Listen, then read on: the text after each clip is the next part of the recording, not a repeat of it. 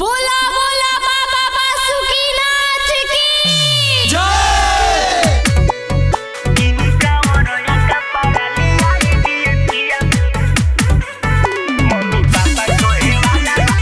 Music by Mohan Yadav. छोड़ी अब कमतिया चली बाबा धाम भोला मनावा के लाला सा पूरा गईले छोड़ी अब कमतिया चली बाबा धाम भोला मनावा के लाला सा पूरा गईले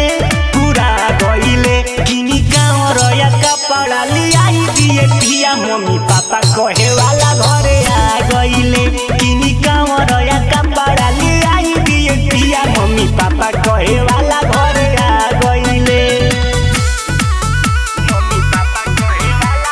बोला बोला बाबा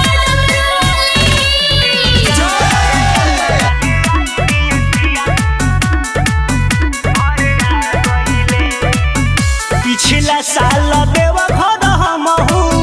गईनी रउरा साथ हो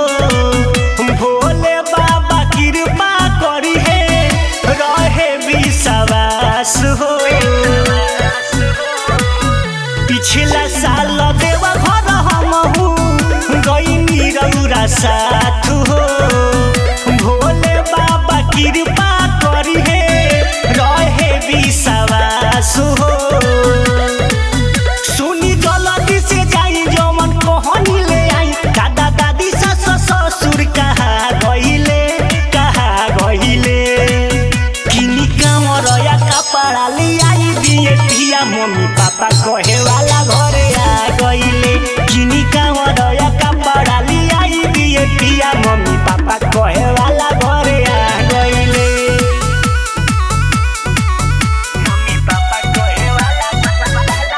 मिक्स बाय कोलू ऐश्वर्या।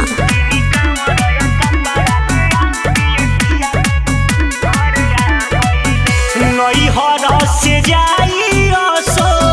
बाबू हमर माई सुलतान गज में पियऊ जलावा भराई नैहर से जाई असो बाबू हमर माई सुलतान गज में पियऊ जलावा भराई